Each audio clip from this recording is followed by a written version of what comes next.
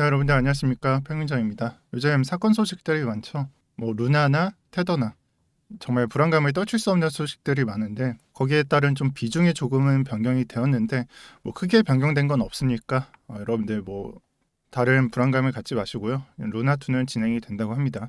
그럼 테더는 어떻게 되었느냐? 이제 어제자랑 오늘자를 비교를 해보면은 시총이 또 한 1조 정도가 빠졌어요.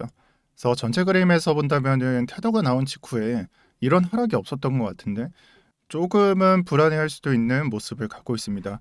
자, 테더사에서 최근에 제가 들려들었던 소식은 법원에서 준비금을 공개하라. 그러니까 테더사가 요청한 사업 비밀로서 유지를 해달라라는 것이 기각되자마자 이 테더사의 준비금이 공개가 되었죠. 오늘은 그거를 보도록 할게요. 네, 그래서 제가 이 전체적으로 한번 읽어본 결과 크게 무리는 없을 것 같습니다. 또한 여러분들 보실 때 달러니까 좀 보기가 불편하실 텐데 그냥 이 부분 있죠. 콤마 다음에 있는 이 숫자.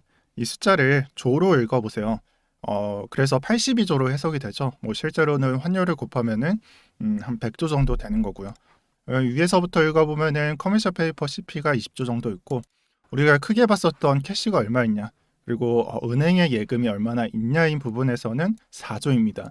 이 두 개만 읽어봤을 때는 조금 문제가 될 것 같지만 밑으로 쭉 내려서 여기 부분을 보면은 US 트레저리 빌이라고 나와요. 그럼 미국 국채거든요.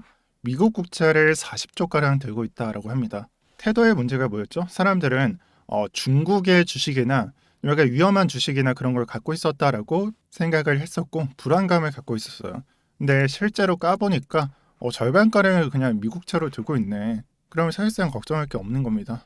정말 만약에 테더사가 망하려면은 미국 국채, 그러니까 그냥 미국이 망해야 돼요. 그렇지 않는 이상 정말 리스크적인 그런 준비금 개념으로는 보기는 힘들다라는 평가를 할 수 있겠습니다. 굳이 비교를 해보면은 UST가 비트코인을 준비금 개념으로 들어갔었던 그런 것과 비교를 해볼 수가 있겠죠. 그래서 뭐 다른 나라의 국채도 있고 밑으로 내려보면은 기타도 나와 있는데요. 무슨 론이라고 나와 있어요. 이게 뭐냐? 너무 간단하죠. 우리 TV 프로그램 보면은 어디 론 대출이죠. 그래서 대출이 3조 정도 있고 그리고 그다음에 회사채 그다음에 뭐 펀드, 회사 펀드, 그리고 프레셔스 메탈이라고 나오잖아요. 영화 반지의 제왕 보면은 프레셔스 하잖아요.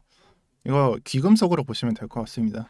그래서 귀금속과 뭐 회사채, 회사 펀드가 뭐 3, 4조 정도 있고 좀 약간 작은 금액이니까 그냥 대충 해설을 해드릴게요.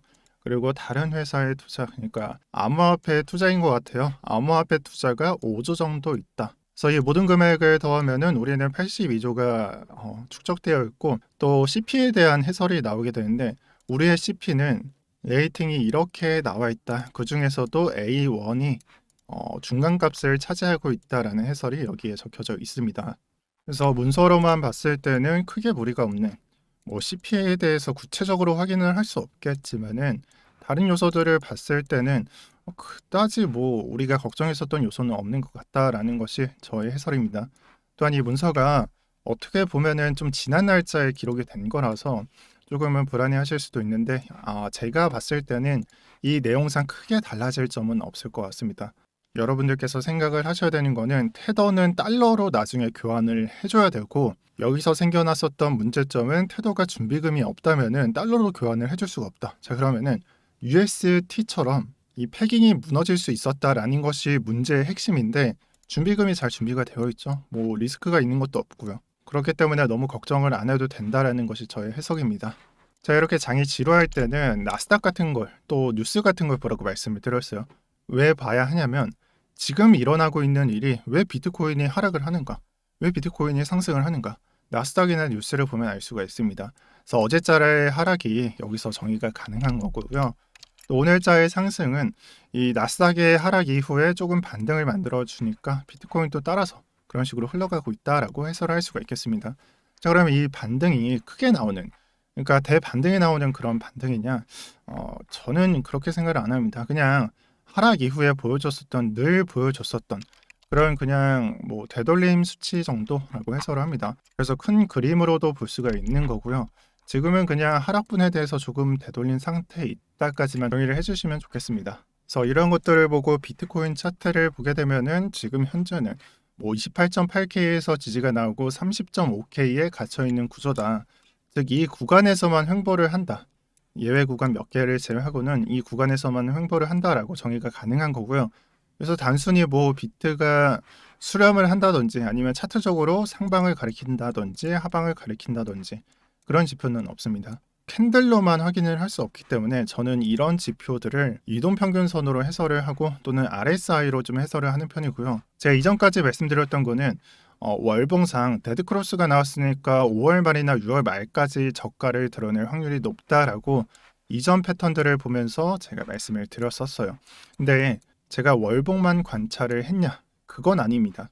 여기서는 시간 관계를 생각을 해봐야 되는데 만약에 월봉이 장기적인 관점이라면은 4-5개의 주봉이 월봉이니까 여기가 중기적인 관점이 되는 거고요. 또 7개의 일봉이 주봉이 되는 거니까 여기가 단기적인 관점입니다.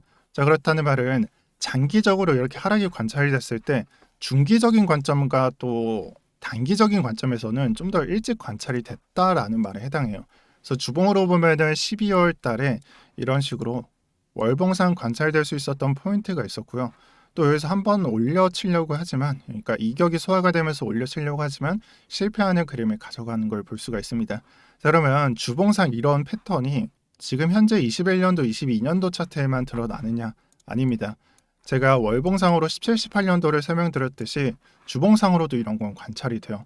그래서 데드크로스가 한번 만들어지게 되고 이 이격이 좁아지면서 한번 올라갈 수 있는, 즉 여기서 하락을 마치고 여기서부터는 반등이 나올 수 있는 그런 포인트들이 있었습니다. 하지만 이동평균선이 20일선이 5일선을 누르게 되면서 골든크로스가 전혀 안 만들어지는 모습을 볼 수가 있고 그렇게 저점을 만나러 간 모습을 확인할 수가 있습니다. 자, 그러면 지금의 모습과 조금 다른 게 뭐냐? 이 주봉 형태가 한 번은 좀 깨졌다라는 것이 됩니다. 그럼 13, 14년도는 어땠는지 한번 확인을 하면은 이러한 패턴상 한번 이렇게 들어올리는 것은 원래 나온다라는 생각을 해볼 수가 있고요. 지금 주봉 형태를 보게 되면은 사실 이번 반등에 있어서 지금으로부터 약 한 달 전 정도에는 장세가 좋아서 올라갈 수 있는 기회가 있었지만 이것도 패턴적으로는 그냥 페이크에 불과했다, 휩쓰였다라고 보셔도 좋습니다. 자, 그렇다는 말은 주봉상 더 이상 희망이 없으니까 단기적으로 좀 관찰을 해야 된다는 말에 해당하고요. 아마 주봉상 관찰을 했을 때 우리가 5일선이 올라가지 못하게 된다면은 이격이 조금 벌어지고, 그러니까 한번 하락을 한 다음에 그 다음에 이제 다 털고 상승을 할 확률이 높다라고 해설을 해주시는 게 좋고요. 일봉으로 볼게요. 자, 현재 차트의 모습이 일봉의 모습인데요. 똑같이 5일선과 21선이 나와 있습니다. 여러분들께서 헷갈리실 때는 민감도가 낮은 놈이 단기 이평선이다 라고 보시는 게 좋겠습니다. 그러면은 우리가 생각을 해보면은 지금 현재 차트 이평선만 보게 되면은 21선 아래로 5일선이 이렇게 나와 있어요. 그리고 언뜻 보면은 사람들이 이런 말을 하잖아요. XX선이 지금 차트 형태를 누르고 있다. 21선이 5일선을 누르고 있다라는 해설이 가능한 거고요.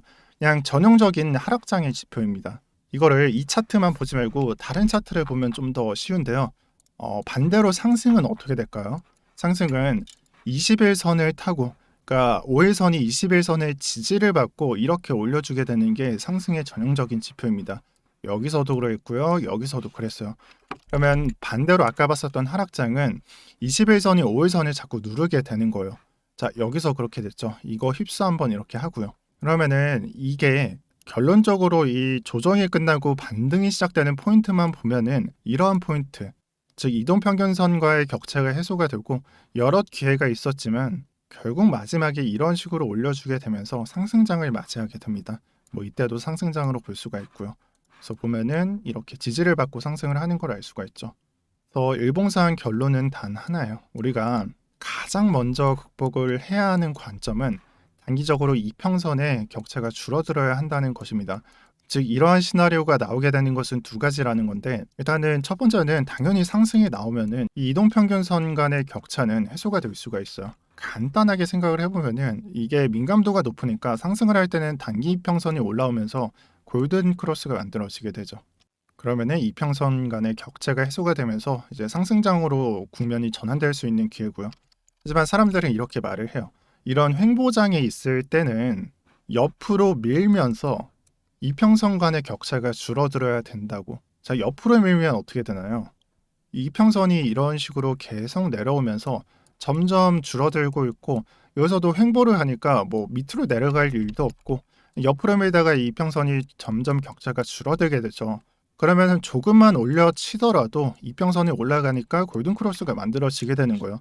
그래서 이거를 시간으로 말하는 사람들도 많고요. 그래서 두 가지라고 봅니다. 단기적으로는 상승이 나와서 이게 이런 식으로 크로스가 되든, 아니면은 시간적으로 좀 질질 끌면서 이 이평선 격차를 줄인 다음에 조금만 올려치더라도 상승이 가능한 구조를 만들어 치거나.